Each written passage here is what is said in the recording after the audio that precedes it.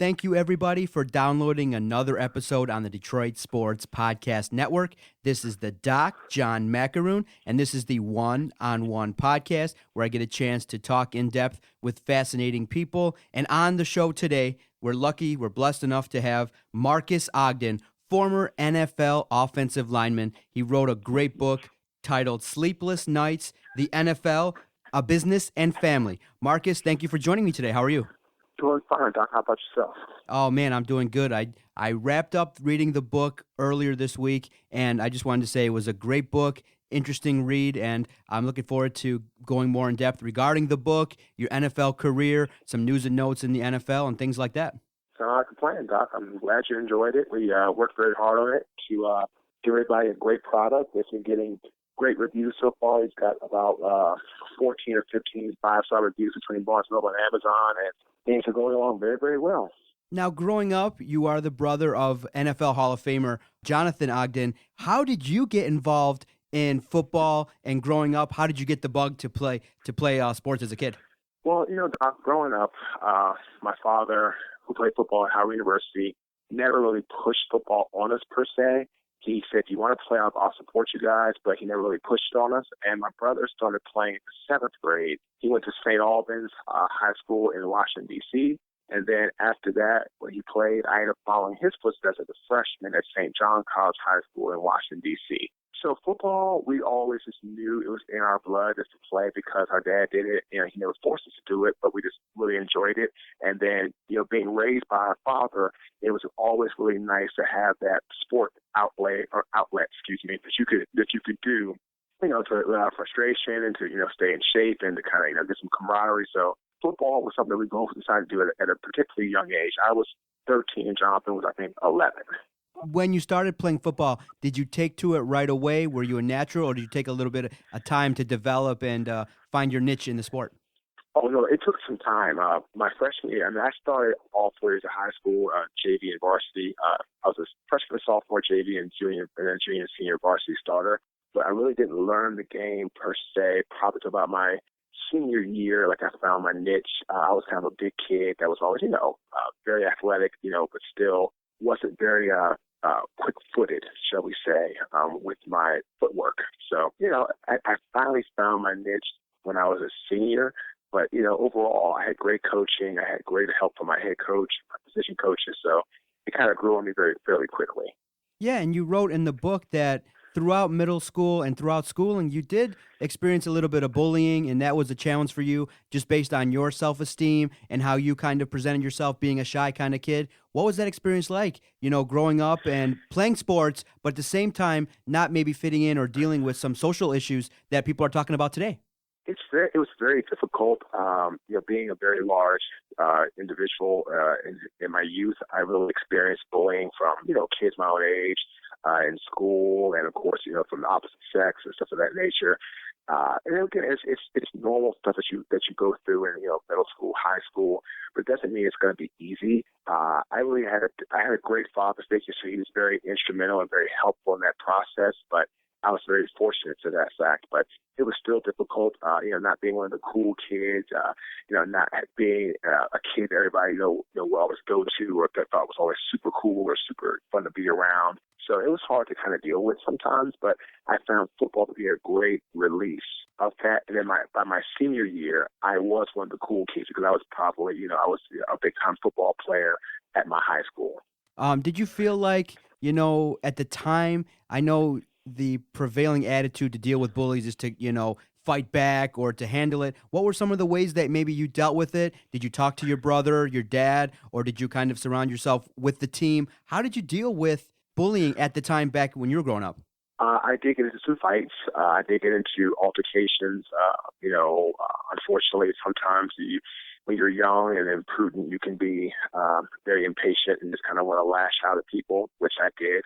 I ended up getting some counseling when I was probably, 10 or 11. I started seeing a very world-renowned therapist named Dr. Audrey Chapman over at Howard University. I went to see her. As I got a little bit older, sports, organized sports, particularly football, became a vital part of my ability to deal with all the bullying and the frustrations. So, but of course, my dad was also, like I said earlier, very easy to talk to. He could relate to stuff. He was a very big child growing up himself. My brother, he went to an all-boys school, so a little bit different for him. You know, he was always kind of cool because it was just all boys, and, you know, everybody, he was 6'9" in the 8th grade, so everybody kind of looked up to him anyway. So it was kind of, I didn't really talk too much about bullying per se, but my dad was very, very on point at that, with that topic throughout my whole childhood. Yeah, so now you're 18 years old and you're playing football. And what was the recruiting process like for you? Were you heavily recruited, or what went into the process before you ended up at Howard University? I was not heavily recruited at all. I got no scholarship offers from a D1 program at all. The only D1 school that showed interest in me was the University of Maryland, who was coached by the time by Ron Vanderlinden. And my offensive line coach who was recruiting me was Steve Greatwood, who now I believe he's still currently at University of Oregon as an O-line coach. You know, it was just a very, very interesting process. You know, I was 6'3" in high school, 6'3" and a half. So I was tall, but not like big tall. You know, I was probably 295, 300 pounds, you know, but I was in a very humongous league of great athletes, the WCAC. I was like DeMatha, Gonzaga, McNamara. I think there was probably 12 or 13 of us that all got Division I football scholarships. Brian Westbrook, who played for the Eagles, who went to their Hall of Fame. He and I played against each other in high school. My buddy Marvin Brown, who played for University of Alabama, who went to the Ravens for a little while. Also, we had Zach Hilton, who went to University of Chapel Hill, who played for the Saints for a while. John Day Owens went to Notre Dame, who now played for the Bears for a while. So we had some really, really big, strong talent in high school coming out for me. So I did not get much recruited. To my father's surprise, I only received one scholarship offer, and that was Howard University. Okay, and so you took it. And before we talk a little bit about your college experience, just watching football, I know around that time, football was just starting to get, again, very big around with more media, more attention. ESPN's role began to increase at that time. And who did you look up to? Who did you like to follow? Who are your football role models at the time? I loved, and still to this day do love, Barry Sanders. Played the game with a high level of charisma, charm, deception with his moves and his cuts and his quickness. Very team-oriented guy, very big-driven guy. Now, at that time, of course, when I was younger, big was really important like it is today for me, but it makes me feel really good that I liked him for so long anyway, because as I get older, faith's very important. But he's just a great football player, played on such a bad team. I mean, the Lions, unfortunately, were just, back in those days, if he won 5 games, he was lucky. But, and he walked away from the game, on top. I mean, he retired early, which I thought was very gracious. He had a great, 9-10-year career, Hall of Famer. So he did what he had to do, but he definitely was my favorite player of all time was definitely Barry Sanders. And then among sports fans, the big debate, and whenever you're at a bar or when you're talking with the boys, the debate is, okay, Barry Sanders or Emmitt Smith. A lot of people will say, hey, if Barry Sanders had Dallas's offensive line, they would have won more. And people will say, well, Emmitt Smith was very talented, hardworking, but if you put him on the Lions, he wouldn't have been a Hall of Famer. How do you weigh in? How do you weigh in on one of the classic sports debates in the NFL? I agree. If Emmitt Smith's behind Detroit's offensive line, he's not a Hall of Famer for sure. If you put Barry behind that line, he's a Hall of Famer, and and he's probably one of the best backs, if not the best back in history. I mean, Dallas offensive line at the time, Mark Tuinei, he had Daryl Johnston, he had Nate Newton, he had Larry Allen, he had Eric Williams, who's actually a personal friend. Eric Williams played for the Ravens for a little while.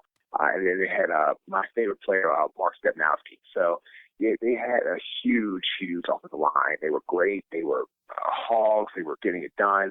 But I have to agree that if you put Barry Sanders behind the offensive line, you got a much better, player in Barry Sanders than Emmitt Smith for sure. Okay, so you're saying Barry Sanders is better than Emmitt Smith? Oh, yes, absolutely, yes.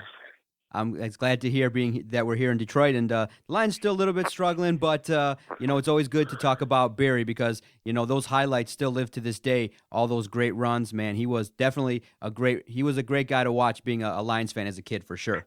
And if you weren't a Lions fan, you just love to watch him on Thanksgiving. I mean, he made football fun to watch back in the day. I mean, he made it, exciting to watch on Thanksgiving, and the Lions were playing. He definitely was a guy that you wanted to idolize if you were running back, for sure. Now, when you're at Howard, it was very interesting in the book Sleepless Nights that you went to Howard and you majored in pre-med biology, and that told me that you took not only your athletic career seriously, but I think you took your academic career seriously. How challenging was that to be a pre-med major and being a college football player? Unfortunately, I didn't finish through what I wanted to start because of football and practices and labs. But when I was in high school, I was going to be a doctor. My grandmother, my maternal grandmother, was very much into like Dr. Ben Carson, gifted hands, very much into education first. So I took I took that role with me to college. I made sure to be attentive. Now, of course, my first semester I kind of goofed off and I kind of just the freshman freedom, and I didn't do so hot my first semester. But after that, then I straightened up, and then I would switch majors to finance, which actually was my father's background. He was an investment banker before he got ill with Federal Home Loan Bank of New York. I actually did very, very well in finance. I graduated with almost a 3.8 in my major and like a 3.3 overall from Howard. So overall, once I kind of got past that first semester of goofing off, education was prime number one with me in college. Did you find it tough to balance at that time academics and school? I know that you being in finance, that's no easy major either. No, I mean, you're absolutely correct. Balancing both was definitely a full-time job. I had to be sure to take care of all my classes, take care of all my, my labs, my preps, my different, seminars. And I did go to summer school to help, alleviate some pressure during the season, which was good. I really did truly like, my professors, my academic advisors. Howard University does a really good job of putting education first for all students and for student athletes as well. So I was very, very happy when I switched majors to find out that Miss Karen Hampton, who was my academic advisor, was very strong in making sure I was on point, getting things accomplished at Howard while I was there. So, in the time that you played football, how was the team? How was the football experience at Howard? Howard was great. My head coach was Steve Wilson, who played for the Dallas Cowboys and Denver Broncos for about a good 8 to 10-year career as a quarterback. My offensive line coach was Fred Dean, who went to Texas Southern, who played in the NFL with the Hogs, with the Redskins back in the 80s. Won a Super Bowl with Joe Gibbs as his head coach. I think our best year was probably either 7-4, 8 or 8-3. So we had some good times. I really enjoyed playing with a couple guys who are still in the league today. Antoine Bethea was a true freshman when I was a redshirt senior, who actually is now still playing with San Francisco. Ronald Bartell, who had been playing with St. Louis for a while. My buddy Brandon Torrey played for Pittsburgh and for Oakland for a while.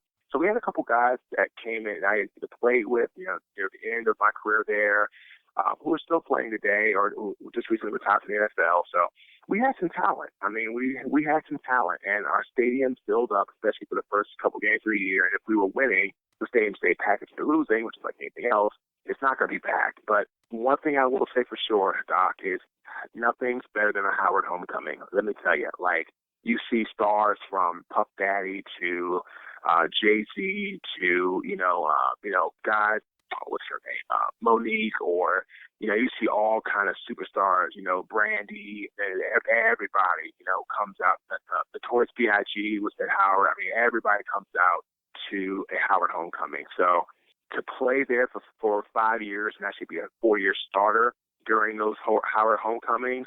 I remember one time I was a redshirt sophomore and I actually got a chance to meet Puff Daddy on the sideline at Howard. Real nice guy. He had some bodyguards that made me look like tiny. And I'm 6'6". I'm not a small person. But, all those type of experiences that you get, at Howard, from the football program to the teammates to the reality of people that you see on TV, Felicia Rashad, Ahmad Rashad's wife, or he even came to Howard. I mean, all these type of people at some point or another stopped by Howard's homecoming to watch a football game while I was playing there. So it's a great all-around experience all around. Wow, very, very fascinating. And then in the book, you talked about, around your senior year, did you know that you had potential to be drafted in the early rounds? I know a great story in the book was you were out with friends at a nightclub and there was an altercation and one of your boys, took you aside, took you away from that incident and was like, listen, you can't mess up your draft status. You can't, we don't want nothing bad happening to you. And he kind of looked out for you. Were you aware that at the time what your draft status was, and did you kind of realize that potentially you could have an NFL career? Honestly, after the summer before my redshirt senior year, I was talking to scouts and everybody was telling me about it. And, you never are too sure. The last game of my senior year when I didn't get injured and things were going up and all the scouts were coming out, I knew then I had a really good opportunity. And then I went to the Hula Bowl in Maui, and my head coach was Mac Brown, who was the coach of the University of Texas at the time. And I had guys on my team that were from Florida State, Texas, Rice, Alabama, you name it. And our opposing coach was Larry Coker, who was the head coach of the University of Miami at the time. He had guys from his team from the same respect, Miami, LSU, you name it. So when I went to the Hula Bowl, and I actually showed up very, very well against some top competition, as they call it, that top level competition, Florida State, Miami, and I did very well there. That was when I truly knew that, unless something was to go horribly wrong with my interviews, something like that, I was going to be drafted somewhere. I was hoping for the third or fourth round. That's what I was being told by a lot of people. I had a stellar, Hula Bowl, and I had a stellar performance. I think what dropped me, and all my honesty, looking back, it was probably my strength. We didn't have a strength coach in college until I was a redshirt senior, so I didn't do as well as I would have liked on my bench. I think I got like 18 or 19. I wanted to get like 24, 25. I ran a good time. I ran like a 4.95 in the 40, which was great. But a couple of the key strength elements that you look for in linemen, I really didn't have that. Because again, it wasn't anybody's fault but my own. But I just didn't really have the ability to do the type of stuff that I needed to do. And again, being young, I didn't have anyone to push me, which is, again, it's going to be my fault because you should always be a self-starting or self-motivated type of person to get things done. Yeah, and around town, a name that's familiar here is your offensive line coach at the Hula Bowl was Jack Harbaugh, father of Jim and John Harbaugh. That's a big name around town. Do you recall any memories of working with Jack Harbaugh when you were at the Hula Bowl? Oh, yeah. Jack Harbaugh was phenomenal. Absolutely great guy. Wasn't really great on the O-line play, per se, which I do. He was more of a quarterback guy, but all around just a good human being. Jim Harbaugh actually played with my brother Jonathan with the Ravens, so I knew him a little bit. I did not know anything about John at the time, but Jack was a true classy guy, very friendly, very engaging, very communicative type of person. And I just really enjoyed learning from him for a few days in Maui while I was there. And then again, Mac Brown, to me, was absolutely a stellar man.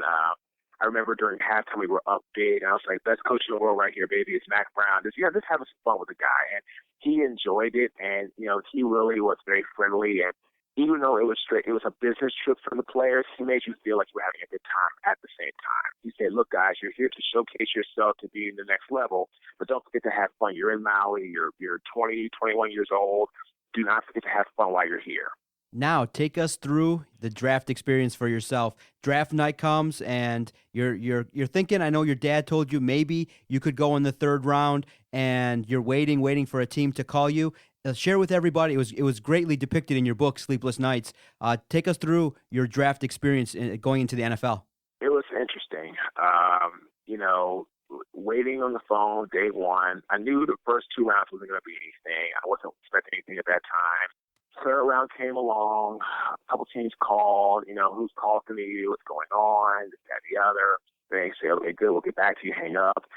Fans don't see that. Like, you don't know. That's another thing about the book that I really like. Like, I'm taking you through. You're feeling like you're me. Like, you're a guy who's out of college, who's young, who's fresh, ready to go out, and hit the pastures and grades with other NFL players. And it's a waiting game. In all honesty, you could be the best person at your position on the board, but they may not need your position. So I remember talking to Cincinnati, Cleveland.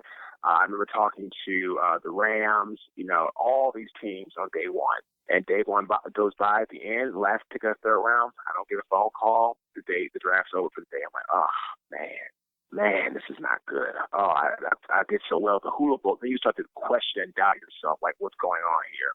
So that night I kind of stayed to myself. I didn't really do anything. My father was at home, and my brother was in Vegas. I was at my brother's house in Baltimore. And I remember day two comes around, and first round 4 starts up. A lot of teams are calling, left and right. Then fourth round goes by. I get a phone call at the beginning of the fifth round from Dallas.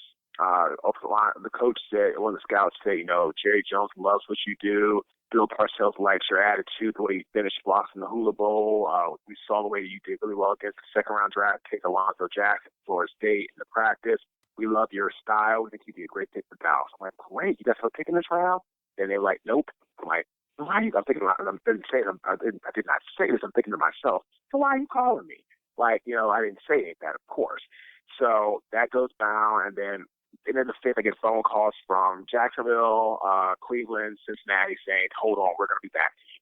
Then the beginning of the sixth round starts. It's like number 189. Right? I'm like, they go by. And then I get a phone call back from Dallas saying, okay, all right, stay tight. Just sit tight. They'd like to pick them at 196. If you're still there, we're taking you at 196. 196, 197, I forget. But we're going to take you to pick. I said, okay, great. So I hung up. I'm like, man, I'm going to be a Cowboy. I'm like, this is funny. I'm from D.C. I'll be a Dallas Cowboy. At pick number 192, it goes down. And then as soon as number 192 goes down, Jack Del Rio calls me at 193. I'm like, hello? I'm like, is Marcus? I'm like, yes, how you doing, Coach? I'm doing fine. Who's been calling? I said, Cleveland, Dallas, all that. I didn't want to tell him that Dallas was going to take me. I didn't want to know that. I didn't want to tell him. So as I staying there, letting him know, I said Cleveland's called, Marvin Lewis called, because Marvin Lewis and him were on the same coaching staff for the Super Bowl back in 2000. So Marvin and Jack Del Rio knew each other very, very well. Make a long story short, Jack said, okay, Marcus, tell everybody to go away. We're drafting you here now, number 193. I'll see you soon in Jacksonville. Hung up the phone. I was like, he's kidding. There's no way. He's joking. Look at the bottom of the screen on ESPN, Jacksonville Jaguars. At pick number 193, select Marques Ogden, offensive lineman, University of pick number 193, Marques Ogden, Howard University, offensive lineman. I was like, wow. And at that moment, everything that I have done, from football to puking out, in the summer workouts to, going to the Hula Bowl, to all my interviews, to all my trips that I traveled, everything that I've done, it came down to pick number 193, Jack Del Rio, James Shaq Harris, who's the pro personnel director, and Wayne Weaver saw enough in me to pick me at number 193, and I was officially an NFL football player at that time. Yeah, you told a great story in the book about, the NFL does these symposiums for rookies, and they introduce like, hey, this is the lifestyle potentially that's going to happen. This is how people are going to treat you. You told a fascinating story that stuck with you, that resonated with you about the perils of NFL groupies and how to interact with the opposite sex. Take us through that, because when I read that, I was like, wow, you actually took it and really, at the symposium, you really took the lessons to heart, and you kind of early on lived a pretty good life with off the field kind of stuff. Yeah, I remember we were all our symposium was in West Palm Beach, Florida. So we were in Jacksonville. So me, Byron Leftwich, Rasheed Mathis, Ben Manawai, Brandon Green, David Young, LeBrandon Tofield, and Monty Malafalo. We actually took a bus from Jacksonville down to West Palm Beach. We actually stopped the night before at Disney, and we all had a great time. Went out, to the BET Soundstage. We had a great time, man.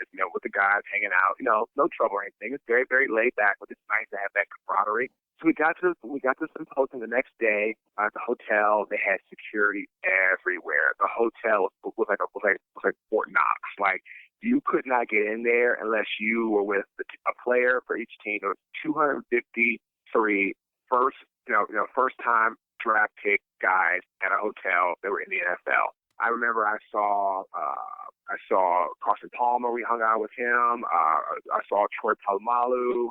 I saw a bunch of guys, that I had seen, Trey Florence, a lot of guys, Frank Walker, guys that I either gone to All-Star games with, or guys that I had played against, or guys that, I knew, or whatever. So it's just great to see everybody. And they had a lot of different seminars throughout the day, like financial literacy, how to make yourself better, person professionally, how to brand yourself, all that. Well, one of the seminars was, nothing is what it seems. They had a very beautiful young lady walking around the hotel in a gold dress. She was just, flirting with people. If you flirt with her, she flirt back with you, or, little back and forth, harmless stuff, right? So everybody was just gawking over her. Well, at that seminar, nothing is what it seems, she got up. And she was on the panel, and then she came up to the podium and she spoke. She said, hey, guys, my name is, I forget her name, but, all you guys were flirting with me. And I was flirting back with you and things of that nature. Well, guys, I'm here to tell you that I'm actually HIV positive. And we were all like, the whole room got silent. When I say silent, no one said a word. We were like, wow, this is absolutely insane. So then, at that time, I was like, man, like a gut-wrenching experience hit me. Like, this is crazy. Like, one bad choice can alter not just your career, but your whole life. From that point forward, I looked at every woman with a side eye. Like, okay, what do you want from me? Like, do you have something? Like, okay, what's the deal? Like, what's your agenda? What's your motive? Like, what are you really here for? Like, I looked at them, every woman with a side eye. After that one experience, the NFL did a great job. And it's hired partners in displaying that at the symposium. I remember a lot of things there, but that is going to stick with me for the rest of my life. And when I saw that, I was like, wow, this was all put on by the NFL. The NFL was making a point to us to say, hey, guys, focus on your careers. And then if you start looking at the opposite sex, be very, very cautious and aware that everything that glitters is not gold. We're speaking with Marques Ogden. He's been kind enough to chat one-on-one with the doc. I just finished reading his book, Sleepless Nights, The NFL, A Business and Family. It's a great book. You can follow him at Marques_Ogden. And if you follow us on our Twitter page at Detroit Podcast, we'll definitely throw out several links to get this great book. It's a great book, Marques, and I've enjoyed reading it, enjoyed the story. Now, getting back into your first training camp, I know that it's very, for rookies going into the NFL, it's very tough that first training camp in terms of working hard, preparing, the nerves, wondering if you're going to make the team. That first training camp experience is definitely challenging, and you described it very well in the book. Doc, there's nothing like that first time you're on an NFL field for OTAs as with just the rookies, getting that kind of, putting on that jersey and the helmet and going through the new plays and, there's taking you through the baby steps. I mean, it's great, it really is. But when training camp starts, it's a whole nother animal. Because at training camp, and I was talking to somebody about this the other day, it's 70% for yourself and 30% for the team. Because you have to actually make a team. You have to show you belong in the NFL. I remember, I'll never forget this to the day I died. It was the day before training camp. I was out there with Marco. I was out there working on some stuff, some sets, and working on this, working on that. And one of my vets, Maurice Williams, was also a tackle from Michigan, was giving me some advice. And then we had Mike Pearson from Florida, who was kind of helping me out as well, some stuff. And I just kind of thought about that. I was like, you know what? Let me go and talk to Marco. And Marco said, Rook, I've been watching you. You've been doing a good job. Now, Marco at the time was probably a 16-year vet. Dolphins, Chargers, Redskins, you name it. He was a solid vet. And he said, Marques, you're doing really well. But I'm going to tell you this. If I look across the line and I look in your eyes and I can see fear, you're a dead man. You will not last. My job as a defensive lineman is to tear your head off. Your job is to stop me from hitting your quarterback or running back. Who's going to win? Now, you know where the ball's going. I don't. The count, I don't. But I can use my hands a lot more than you can, and other things to my advantage. But I remember him telling me that if you're scared, you cannot show it. He said, if you show fear on this football field to an opposing defender, you might as well go ahead and take your pads off, hang your cleats up, and go home. I remember in a practice, I got beat. As that training camp had already started. And actually, I saw him. He's a good friend of mine. I saw him about maybe 2 weeks ago. His name was Aiken Ayadele. Aiken had a nice little Aiken had a nice little 10 to 11-year career. Was an outside linebacker, played at Purdue. He played with the Jaguars, and then he ended up playing his last few years with the Bills as an outside linebacker. Aiken played outside linebacker and defensive end. He beat me in practice. No pad, practice. He's out there, going through the motions, during training camp now, of course, for 6 sacks. 6. Wow. And I remember Del Rio telling me, you know what, Brooke, it gets no worse than this. My offensive line coach, Paul Boudreaux, said, Mark, you have 2 choices, man. You can either man up or go home. I literally sat in my locker for about an hour after that practice. Just sat in the locker, looked at my locker, looked at my helmet. I was like, Mark, you got 2 choices. You can either, 1, go into Del Rio's office, say, thank you very much, coach, for the opportunity. I really appreciate it. You have a phenomenal football team here, but I don't belong. And then walk out and go home. Or man up, go home, lick my wounds, soak in the salt in the bathtub, come back the next day, strap my cleats a little bit tighter, pull my chest down a little bit harder, buckle my pants a little bit tighter, and go to work and make a football team. And I chose option 2. But I'm never going to forget what Marco Coleman told me. I will never, ever forget Aiken Ayodele beating me for 6 sacks in practice and basically turning my career around at that time to have an NFL career and play as a job, not just a stint. And also, you wrote in the book that, a little bit started in college. Your father's illness kind of played a big part in your career as well because it weighed on your mind. In college, you had a hard time dealing with it. Your father's illness, when you were a pro, how did that affect you? And when did it really ultimately play a significant part in you deciding to walk away from the game? My father's illness started when I was in high school. He got kidney failure from being obese. He started to deteriorate rapidly, and he got more frail and more weak. And when I got drafted, I wanted him to move down with me to Florida, but he really couldn't because Johnson was in Baltimore. And my father was dating somebody that I really, really liked for him, and things of that nature. I remember in 2006, I was playing for the Buffalo at the time, and my uncle died, my dad's brother. And I remember I was in Buffalo, and I pushed Mike Mularkey, who was my head coach. I had Mularkey and Dick Gerard. Mularkey allowed me to go to the funeral. And I saw my father at the funeral. I hadn't seen him probably in about a good 6 months or so from playing and being up in New York. And he had to come up for a game check because he was just so frail from, and from his dialysis. I remember, Doc, when I saw him, I was like, oh, no. This does not look good. Like, I'm getting a bad feeling here. I'm like, this is not looking good. Like, my dad had already lost 3 brothers up to that time, including my uncle who just passed away from stomach cancer.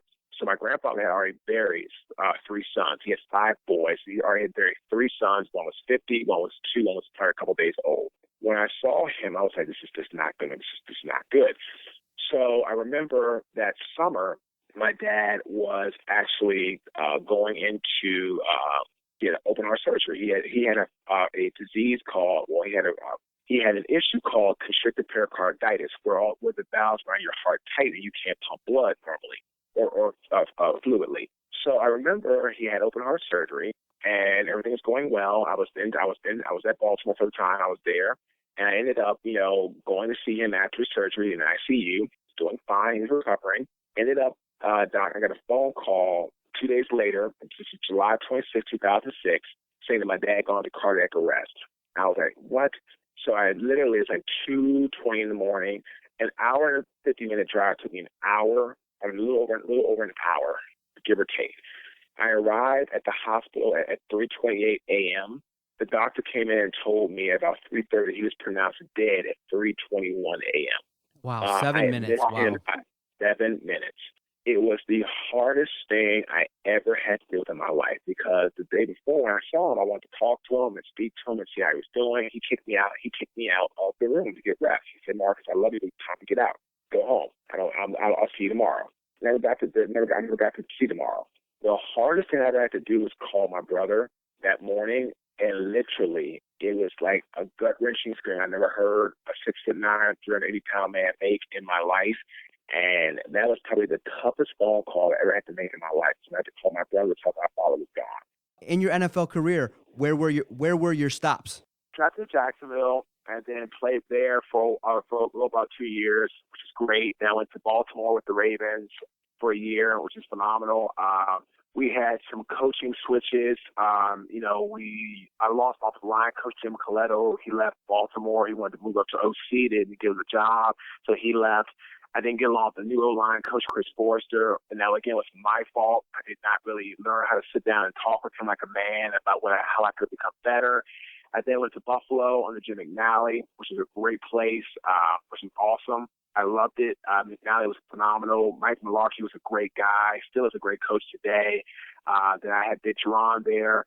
That was going really well, but then, of course, with my father's death, I kind of just, decided not to renew my contract after that because I just needed time. I just was dealing with things too much. It was all too much. And then after that, I was going to give it up, but then the Titans called me, and I said, okay, this is great. Started playing with the Tennessee for about a year, and that was really nice, with Jeff Fisher and Mike Munchak, and then again, when my back locked up, I ended up giving up my career at that time. So I played with Jacksonville, then Baltimore, then Buffalo, and then I finished up with Tennessee before I retired. Now, obviously one of the perks of playing in the NFL is receiving that first check with a significant number on it. When you first got that paycheck after you made the team in Jacksonville after that first training camp, do you recall that first memory, and how did you handle coming into large sums of money your freshman year or your rookie year? I remember I was talking to Mike Peterson, who was a middle linebacker from University of Florida. He was probably a 9-10-year vet, played at Atlanta, and then was with us at Jacksonville.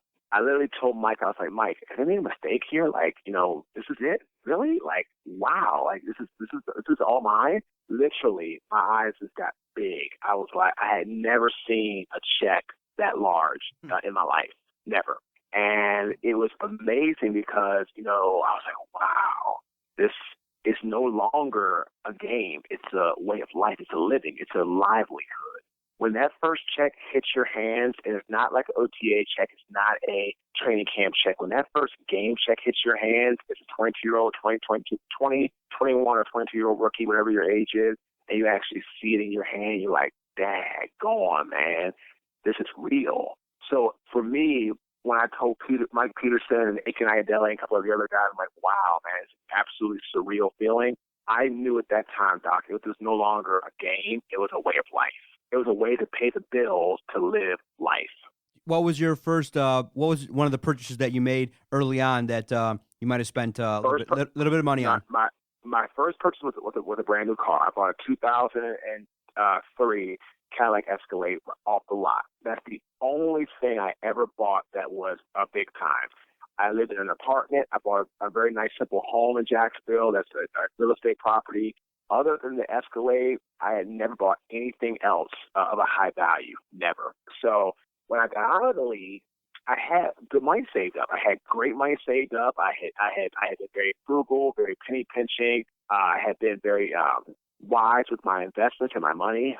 So when I got a nice little nest egg, I was very comfortable to live when I got out of the NFL. I used the NFL to help me build a base for myself to start life out when I got out of the NFL. Now, an interesting part of the book was you talking about, your reaction to your father's death. It was very overwhelming, obviously, to the family. It's a big shock. You got into alcohol abuse. You were drinking very heavily, but you also gambled. You played poker, and in order to try to cope with your dad, because you said it in the book that poker is a mind-numbing game, and you tried to do anything you could to deal with your father's death. How did you get into poker, and, what's it like playing 24 to 36 hours straight at a card table? I learned how to play poker from my grandmother as a pastime when I was younger, 5-card draw or, stuff like that, just to have fun. We played for pennies, things of that nature.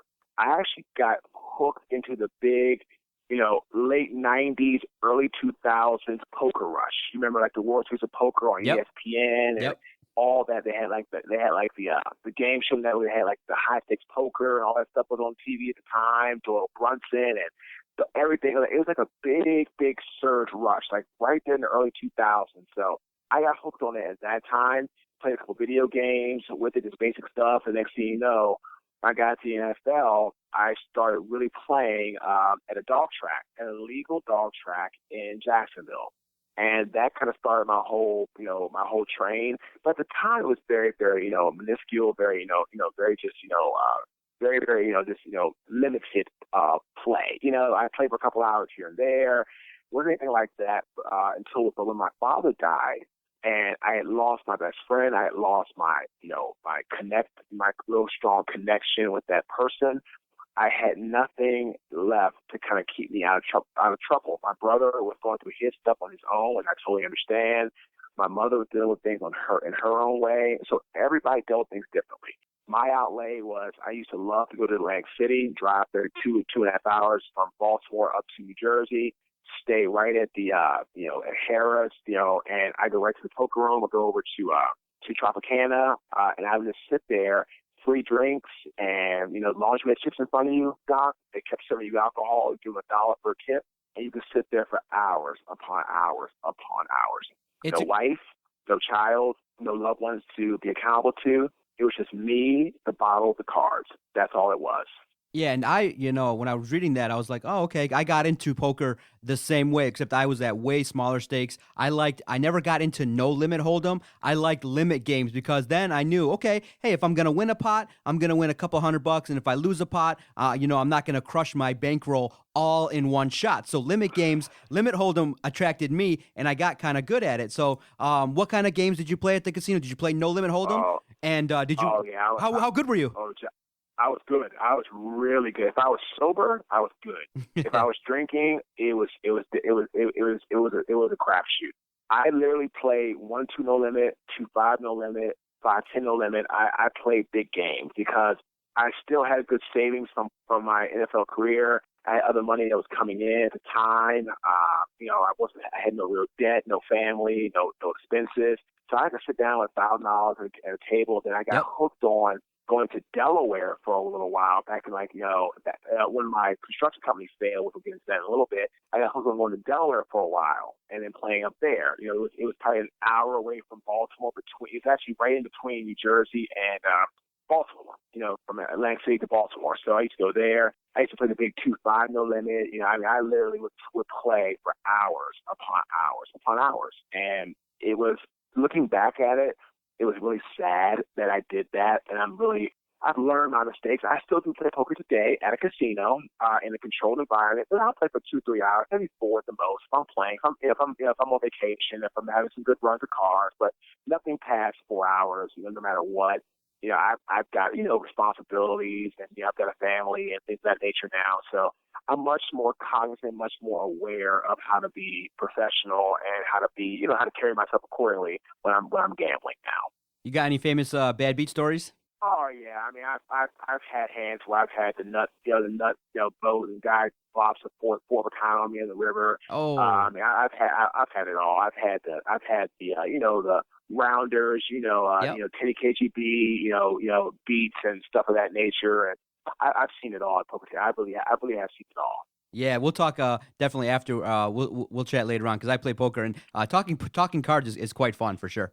Oh yeah, I mean it's anytime you can play poker in a controlled environment where you're in a very safe and protected environment. I tell people all the time, it's a fun game to play. Just be sure you can afford what you lose. That's the only thing I tell people. Whatever you lose, make sure you can afford to lose.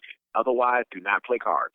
Now, after your father's passing and you went through the process of trying to deal with it the best way you could, at post-NFL career, how did you get into business? When I was during the NFL, I was playing. During my NFL career, I attended a couple of seminars and a couple of programs the NFL had. One was the USC development program. I went out there, did some business course studying, got to get some great notes and great notation about how to run a business, things of that nature. I decided to start Taper Enterprises with a construction company that I started in 2008. Right, I was still playing at the time, but ready to retire. I remember I met 2 potential business partners. I vetted both of them through the court system. One came up with 14 cases of fraud. The other one passed. We got rid of the one guy. We started the company, very, very small. Had a couple guys on staff. Next thing you know, in a couple of years, we grew from $0 to $3 million in 3 years. And then by that time, Doc, I found out that my business partner really was not as good as I thought he was. He really wasn't very good at commercial construction. He was more of a residential construction guy. So, and also during that time, I was building the company on the wrong foundation, wrong people, wrong employees. But let's go back to make sure I'm clear on this point too, Doc. it was all my fault. Not my partners, not my employees. No one put a gun in my head and said, hire this person. No one put a gun in my head and said, become a partner with that guy.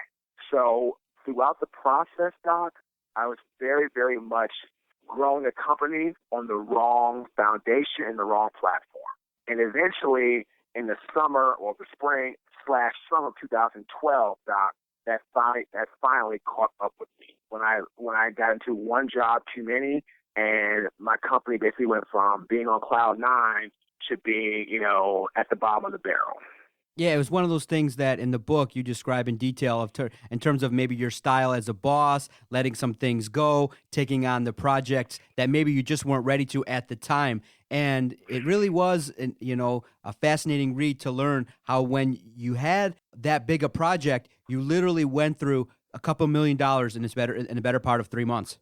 Yeah, I took on a project for the third largest general contractor in the country. They were out of the northeastern part of the country. The job was in Baltimore City at Johns Hopkins Hospital, one of the largest hospitals in the world.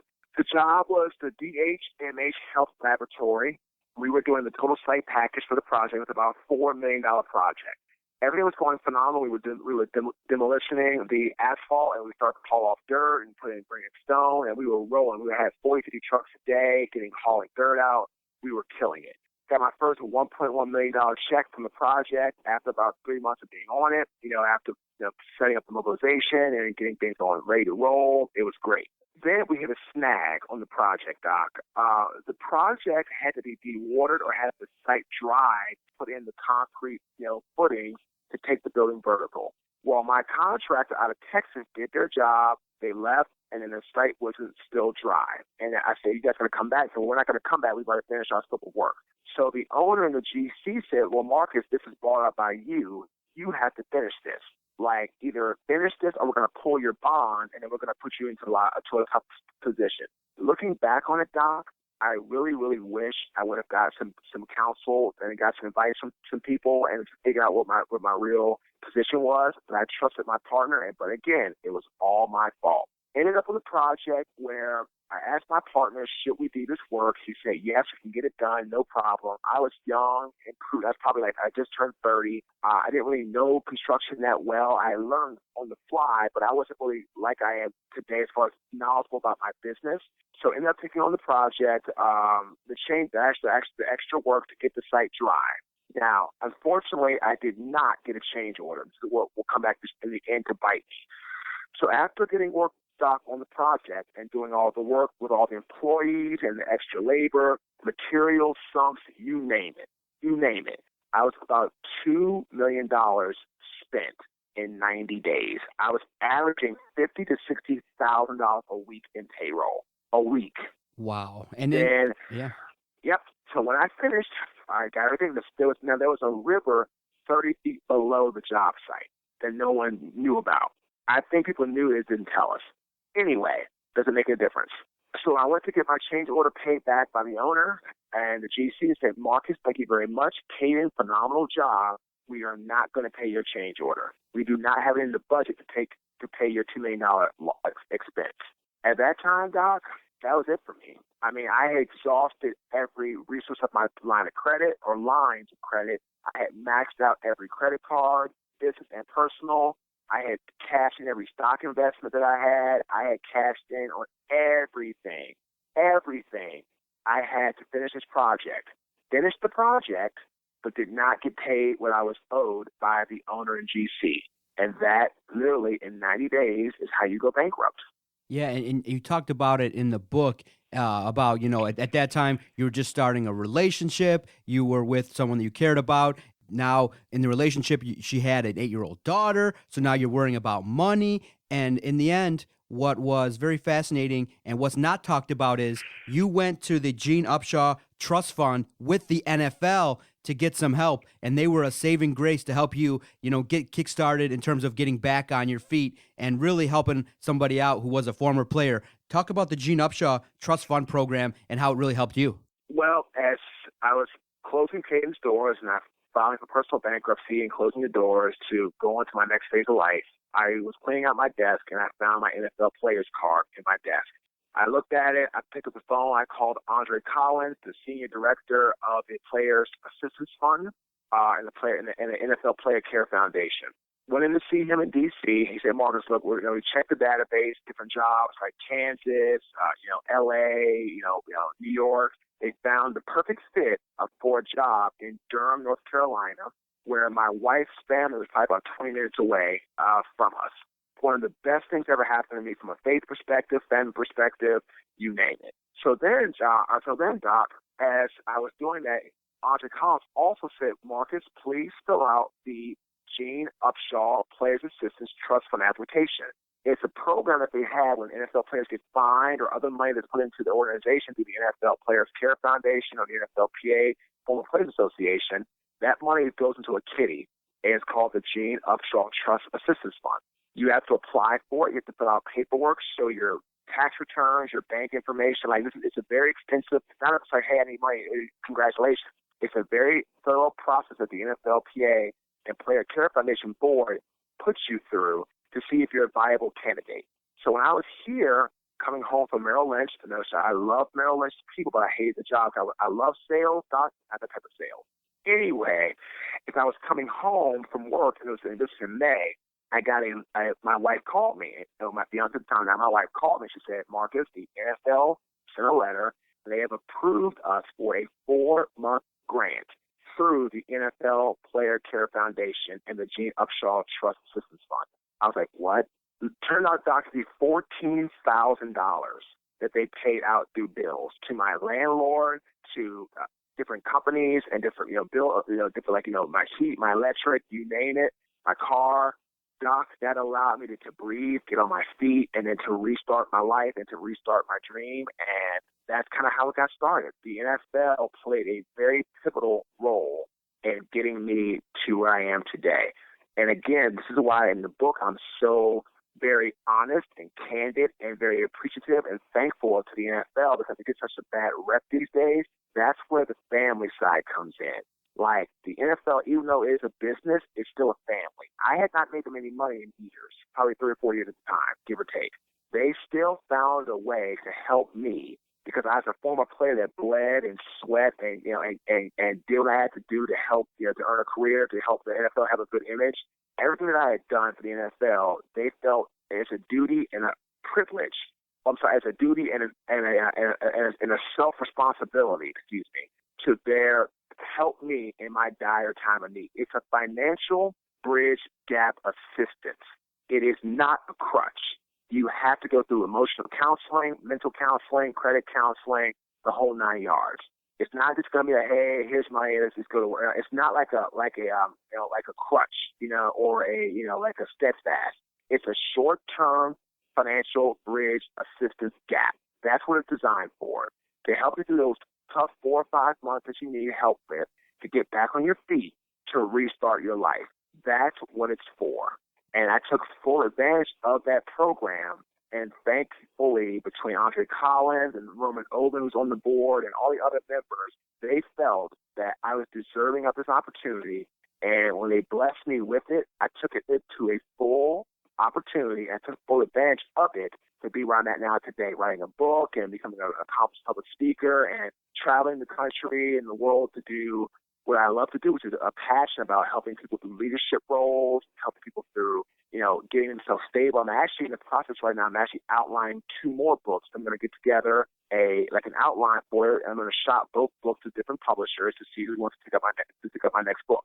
The book is Sleepless Nights, the NFL, a Business and Family. It's a great read. It reads very smooth. It's the story of Marques Ogden, his journey through the NFL, the ups and downs of his career, dealing with personal tragedy on the family front, dealing with tragedy on a business front, and not only dealing with the ups and downs of life, but also what makes the story fascinating is that everyone goes through things that are challenging, but in the end, Marques has come out the other side a very well-respected man. He's doing well. He's written books, and he's now on a crusade to highlight the positives of the NFL. So much has been talked about negative regarding things that are going on in the NFL. Marques is on a crusade to highlight some great programs going on with the NFL. I thank you so much for sharing your story and talking one-on-one with the doc. I know some things were tough to talk about, but you were candid, and I appreciate your time so much.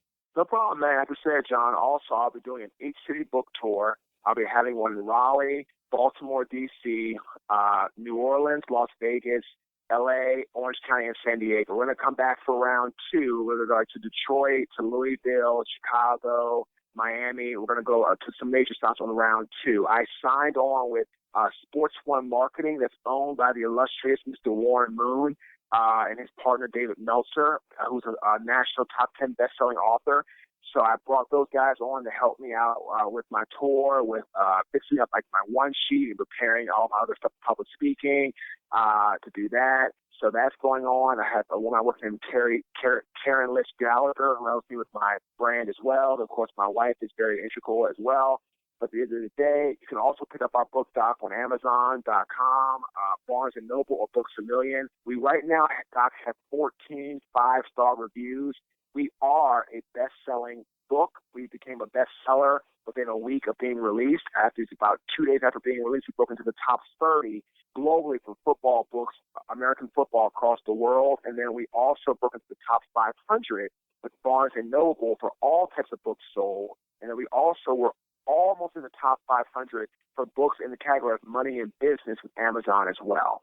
So right now, it's getting great reviews. You can get it on Barnes & Noble, Amazon. The reviews are coming in strong. It's being highly decorated as a great read, easy read, and at the same time, it's about humility and self-responsibility. I blame nobody in this book but myself, and if you can take responsibility for that and have accountability, Doc, this world will be a much better place. And just in general, if I know you're busy now with the work that you're doing with the NFL, but also keep an eye. There's an offensive line position potentially opening up with the Detroit Lions, looking through new management. So, hey, any eye on coaching in the future for Marques Ogden? Honestly, yes. I've been coached by 3 of the best people ever to coach or play in the game. I've had my brother, who was the best left tackle ever. I had Jim McNally, and then I had Mike Munchak. Between the 3 of them, I took their styles and I blended them, and I've got to be very, very good at teaching the game off the line play to people. One of my clients is on your football team right now, Mr. Corey Robinson. I've worked with him a little bit. South Carolina is on your roster right now as offensive tackle. Corey has to get a little bit faster and get a little bit more agile with his footwork, which will come in time. But I think if he does that, he'll be a good football player. I've got another guy who's on the roster with Buffalo, Tyson Chandler. Right tackle who played for last year for NC State. So I've got a couple guys in the league that work off the line play that are still playing or playing now in the NFL today. Thank you so much for talking with the doc one-on-one. Hey, if you're ever a coach, no coach speak. Give it to me straight if I interview you. All right. Sounds good, man. I'll talk to you soon, Doc.